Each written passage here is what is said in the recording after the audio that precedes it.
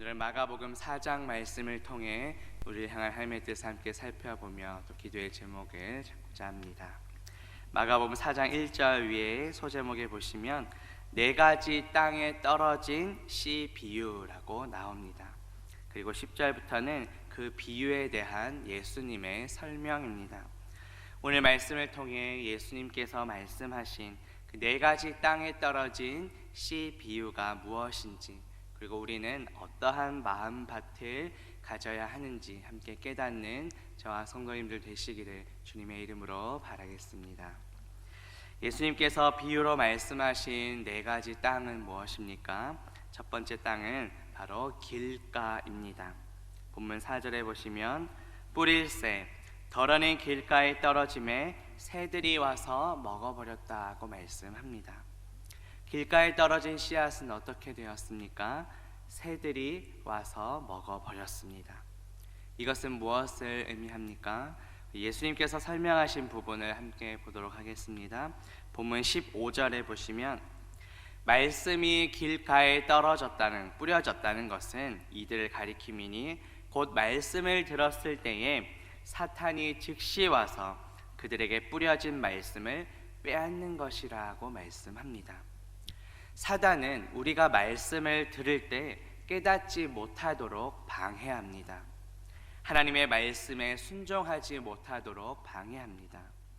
심지어 그 말씀을 듣기조차 싫어하도록 방해합니다. 오늘 말씀과 병행 구절인 마태복음 13장 19절에 보면 아무나 천국 말씀을 듣고 깨닫지 못할 때는 악한 자가 와서 그 마음에 뿌려진 것을 빼앗나니 이는 곧 길가에 뿌려진 자라고 말씀합니다. 천국 말씀을 듣고 깨닫지 못하는 이유가 무엇입니까? 악한 자, 즉 사단이 우리 마음에 뿌려진 것을 빼앗았기 때문입니다. 우리의 믿음은 말씀을 들을 때 성장합니다. 신약성경 로마서 10장 17절에 보면 그러므로 믿음은 들음에서 나며 들음은 그리스도의 말씀으로 말미암는다고 말합니다. 말씀을 들어야 믿음이 성장하는데 사단은 우리가 말씀 듣는 것을 방해합니다. 베드로전서 5장 8절에 보면 근신하라 깨어라 너희 대적 마귀가 우는 사자같이 두루 다니며 삼킬 자를 찾는다고 말합니다. 우리가 들은 말씀을 빼앗기지 않으려면 어떻게 해야 합니까? 근신하며 깨어 있어야 합니다. 왜냐하면 대적 마귀가 우는 사자같이 두루다니며 삼킬 것을 찾기 때문입니다. 사단의 공격에 우리의 마음이 무방비 상태로 노출되어서는 안 됩니다. 들은 말씀을 빼앗기지 않도록 근신하며 깨어있는 저와 성도님들 되시기를 주님의 이름으로 바라겠습니다. 두 번째 땅은 돌밭입니다. 본문 5절과 6절 보시면 더러는 흙이 얕은 돌밭에 떨어짐에 흙이 깊지 아니하므로 곧 싹이 나오나 해가 돋은 후에 타서 뿌리가 없으므로 말랐다고 말씀합니다. 돌밭에 떨어진 씨앗은 어떻게 되었습니까? 흙이 깊지 아니하여 곧 싹이 나오나 해가 돋은 후에 타서 뿌리가 없으므로 말라버렸다고 말씀합니다. 이것은 무엇을 의미합니까? 예수님의 설명을 보도록 하겠습니다. 본문 16절과 17절 보시면 또 이와 같이 돌밭에 뿌려졌다는 것은 이들을 가리킴이니 곧 말씀을 들을 때에 즉시 기쁨으로 받으나 그 속에 뿌리가 없어 잠깐 견디다가 말씀으로 인하여 환난이나 박해가 일어나는 때에는 곧 넘어지는 자라고 말씀합니다. 길가에 떨어진 씨앗은 앞서 새들이 와서 먹어버렸지만 그나마 돌밭에 뿌려진 씨앗은 잠시나마 싹을 틔웠습니다. 그런데 그 싹이 오래가지 못합니다. 왜 그렇습니까? 바로 뿌리가 없기 때문입니다. 이 뿌리는 우리 신앙의 근원을 가리킵니다. 잠깐은 견딜지 모르나 환난과 박해가 일어나면 곧 넘어진다고 말씀합니다. 그렇다면 우리는 어디에 뿌리를 내려야 할까요? 바로 오직 예수 그리스도께 우리 믿음의 뿌리를 내려야 합니다. 로마서 11장 17절과 18절에 보면 또한 가지 얼마가 꺾이었는데 돌 감람나무의 뇌가 그들 중에 접붙임이 되어 참 감람나무 뿌리의 진액을 함께 받는 자가 되었은즉 그 가지들을 향하여 자랑하지 말라. 자랑할지라도 내가 뿌리를 보전하는 것이 아니요 뿌리가 너를 보전하는 것이라고 말씀합니다. 사도 바울은 당시의 유대인을 참 감람나무로 또 이방의 그리스도인들을 돌 감람나무에 비유했습니다. 이방인들이 구원받게 된 것을 돌 감람나무가 참 감람나무에 접붙여져서 그 뿌리의 진액을 함께 받은 것에 비유합니다. 우리 역시 예수 그리스도를 믿기 전에는 이방인들과 같이 돌 감람나무였습니다. 참 감람나무와는 전혀 상관이 없는 자들이었습니다. 그러나 주님의 은혜로 참 감람나무의 접붙임을 받게 되었습니다. 오직 예수 그리스도 안에 믿음의 뿌리를 내리는 저와 성도님들 되시기를 주님의 이름으로 바라겠습니다. 세 번째 땅은 가시떨기입니다. 본문 7절에 보시면 덜어낸 가시떨기에 떨어짐에 가시가 자라 기운을 막음으로 결실하지 못하였다라고 말합니다. 자, 앞서 길가에 떨어진 씨앗은 싹도 못 틔어보고 새에게 먹혔습니다. 돌밭에 떨어진 씨앗은 잠시 싹은 틔웠지만 뿌리가 없어 말라 죽었습니다. 이제 가시덤불에 뿌려진 씨는 어느 정도는 자라게 됩니다. 하지만 가시가 그 기운을 막아 열매를 맺지 못하게 됩니다. 이것은 무엇을 의미할까요? 예수님의 설명을 함께 보겠습니다. 본문 18절 19절 보시면 또 어떤 이는 가시떨기에 뿌려진 자니 이들은 말씀을 듣기는 하되 세상의 염려와 재물의 유혹과 기타 욕심이 들어와 말씀을 막아 결실하지 못하게 되는 자라고 말씀합니다. 가시떨기와 같은 마음밭을 가진 자들은 말씀을 듣기는 하지만 세상 염려, 재물의 유혹과 욕심으로 인하여 열매를 맺지 못한다고 합니다. 기운을 막는다는 것은 완전히 질식시킨다는 뜻입니다. 세상의 염려와 재물의 유혹과 욕심이 우리 마음밭에 떨어진 그 말씀을 완전히 질식시켜 버린다는 것입니다. 물론 물질 그 자체가 죄악은 아닙니다. 우리가 살아가면서 물질은 반드시 필요합니다. 그러나 필요 이상으로 우리가 원한다면 그것은 탐욕입니다.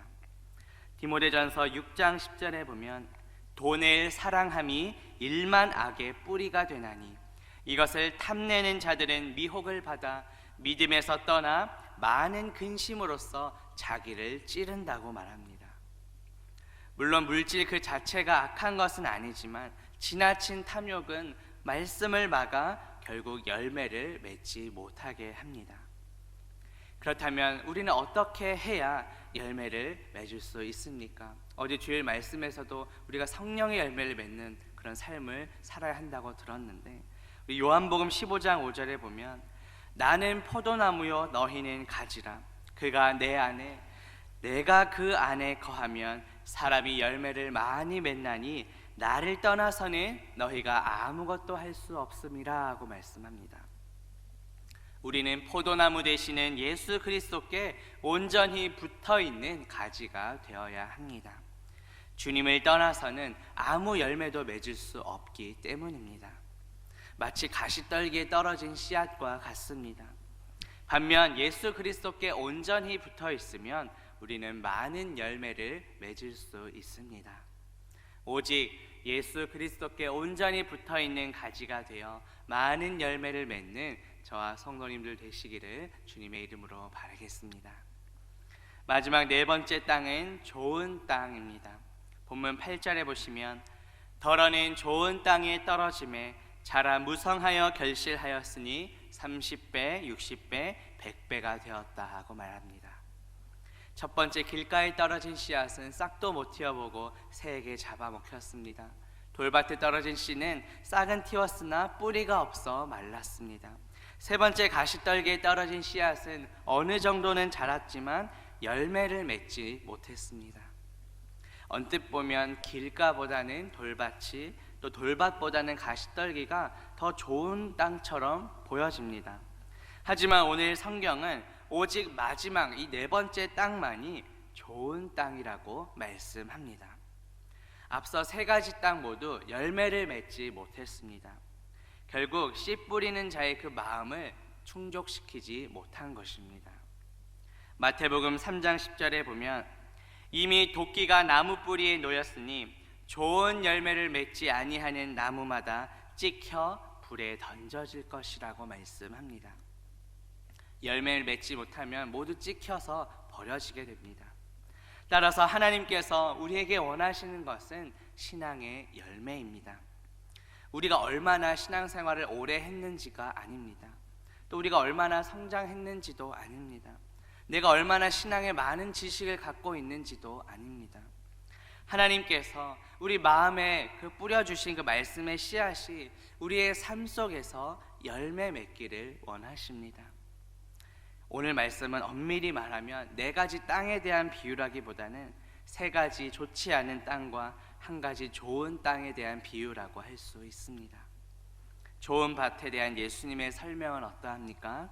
본문 20절에 보시면 좋은 땅에 뿌려졌다는 것은 곧 말씀을 듣고 받아 30배, 60배, 100배 결실을 하는 자라고 말씀합니다. 말씀을 듣는 것은 앞서 세 가지 땅에서도 동일하게 나왔습니다. 하지만 듣는 것만으로는 부족합니다. 20절 말씀에 보면 듣고 받았다라고 말씀합니다. 이 받는다라는 것은 인정한다, 환영하다라는 뜻입니다. 병행 구절인 마태복음 13장 23절에 보면 좋은 땅에 뿌려졌다는 것은 말씀을 듣고 깨닫는 자니 결실하여 어떤 것은 100배, 60배, 30배가 된다라고 말씀합니다. 또 누가복음 8장 15절에서는 좋은 땅에 있다는 것은 착하고 좋은 마음으로 말씀을 듣고 지키어 인내로 결실하는 자라고 말씀합니다. 하나님의 말씀을 정말 생명처럼 여기고 결코 버리지 않는 자만이 좋은 땅이고 또 열매를 맺을 수 있다는 뜻입니다. 날마다 하나님의 말씀을 듣고 그 말씀대로 순종하여 열매 맺는 저와 성도님들 되시기를 주님의 이름으로 바라겠습니다. 말씀을 맺으려 합니다. 오늘 말씀을 통해 예수님께서 비유로 말씀하신 그 네 가지 땅이 무엇인지, 그리고 우리의 마음밭은 어떠해야 하는지 살펴보았습니다. 오직 예수 그리스도 안에 믿음의 뿌리를 내리고 예수 그리스도 안에 온전히 거할 때 우리는 풍성한 열매를 맺을 수 있습니다. 주님의 그 말씀의 씨앗이 우리 마음밭에 뿌려질 때 그 말씀을 듣고 믿음으로 순종하여 풍성한 열매를 맺는 저와 성도님들 되시기를 주님의 이름으로 바라겠습니다. 함께 기도합니다. 하나님 아버지, 오늘 말씀을 통해 예수님께서 비유로 말씀하신 그 네 가지 땅이 무엇인지, 우리의 마음밭은 어떠해야 하는지 깨닫게 하시니 감사합니다. 오직 예수 그리스도 안에 믿음의 뿌리를 내리고 예수 그리스도 안에 온전히 거할 때 풍성한 열매를 맺을 수 있음을 믿습니다. 주님의 말씀의 씨앗이 우리 마음밭에 뿌려질 때 그 말씀을 듣고 믿음으로 순종하여 풍성한 열매를 맺는 우리 모두가 되게 하옵소서. 예수 그리스도의 이름으로 기도합니다. 아멘.